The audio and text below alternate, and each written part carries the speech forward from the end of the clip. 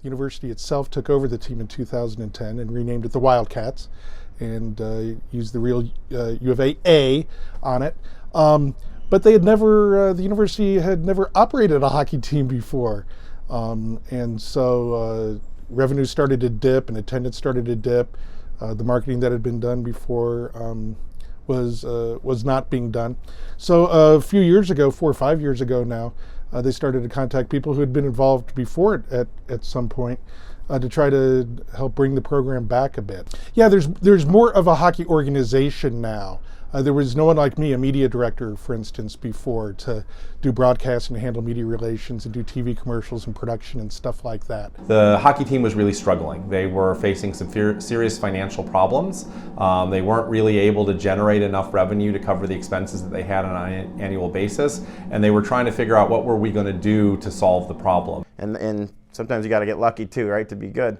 I just saw a blank canvas. I saw something that was being misused, that if done the right way, that the potential, the opportunity, and what could be accomplished here was limitless, and it was bigger than you could do it anywhere else. Some things aren't always going to work, but you try new things, you live and learn, and I think we're doing that every year, and we're learning more about our audience and what matters to them, and it's important to me that the product on the ice gives back to these people. You know, you see plenty of fans that have been here for 30+ years, and it's incredibly amazing. That motivates me every day. When I see the Radmans against the glass and how long they've been here, that motivates me every day. When I talk to our alumni, it motivates me every day. You know, we could still use 10 more people, so we're not exactly overstaffed here. We're trying to, again, do more with less, and so now we've built ourselves to a point that we can say, okay, we can commit more resources to this. So it's important that I'm putting more focus on the product on the ice, because ultimately that's what we're selling. And how we behave off the ice, that's what matters. So I have to have attention, full attention here. Well, there just weren't people doing any of the work that needed to be done. When I started to assess media relations, for instance, and that's contacting the gatekeepers, the media gatekeepers in Tucson, and television and newspaper, et cetera, radio, to talk about the team. A press release talking about when the games, the next Arizona Wildcat hockey games are, they hadn't sent one out in 5 years. So it was, a lot of it was starting over from scratch. When I was here more than 20 years ago, we had every television station, every newspaper covering us as if we were the basketball or football team. So there was great exposure and awareness in the community. We were considered a legitimate sports event, just like any other U of A sport. So we had to start over. So the last 5 years has been about starting from as if we're an expansion team almost, trying to get Tucson to understand that we're here and we're worth seeing. Several challenges that are obvious, like the supply and demand's a challenge. When you have 6,500 seats, knowing you don't need to buy a ticket beforehand because you can get it at the door.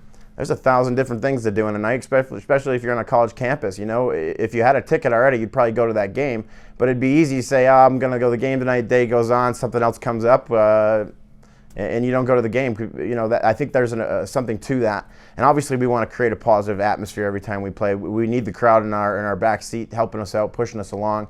And so when you play Friday at 1 o'clock because the Roadrunners are playing a night game, it creates a difficult atmosphere that we have to overcome. Yeah, when I talk to current players, you know, who are like 20 years old, it almost sounds like a fantasy to them when I tell them about 7,000 fan sellouts for the U of A playing ASU, and how the U of A would beat NCAA ranked hockey teams, and how the fans would be wrapped around the TCC 4 times for autograph after games. And it's kind of hard for them to believe, but it's all true. Well, the on-ice product is getting there. And over the last couple of years, Arizona has climbed back into the top 10 where they belong in the rankings. So that's coming along very nicely, and this team more and more is reminding me of the heyday of Arizona hockey. Well, the university is doing as much as it can. You know, there's a budget crunch all over the country, and especially in higher education and at the University of Arizona. It's very expensive to operate this hockey team, and they're doing the best they can with the budget that they allow. If we could get more fans to the Tucson Arena, and we have been improving attendance slowly, if we can get more fans to the Tucson Arena, then the team can afford to buy more time for their television commercials. Then they could do billboards. Then they could do more advertising. Then they could do more marketing. So it's a chicken and egg kind of thing. We got to get some more fans down here, sell a few more tickets, and then we'll have more revenue in order to do these other things. I'm amazed at what this organization has been able to do with the kind of budget constraints that we have here. We have the largest arena in the nation for a team at the American Collegiate Hockey Association level, 7,000-seat arena.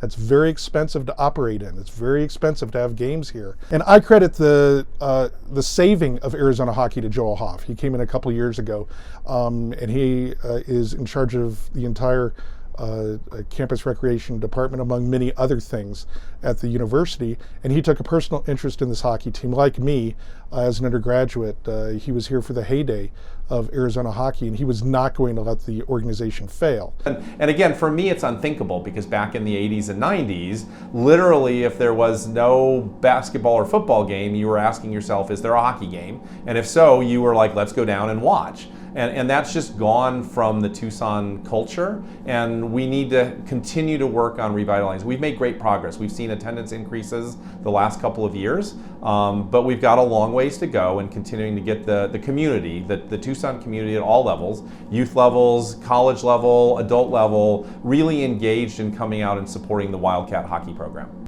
We're going to be fighting to get people at the TCC. That's what we're going to be doing. And we very well could be defending our second or third national championship. I'm not worried about the on-the-ice issues here at Arizona at all. We're recruiting better and better players. They're performing better and better. We got to get people to the TCC. And we got to get a budget so that, I'm a media guy, so I'm obviously going to say we need more money for the media part of this so that people know we exist. And people come out and enjoy this. And you can get as passionate and connected to this team as I am. All you have to do is come once and see it.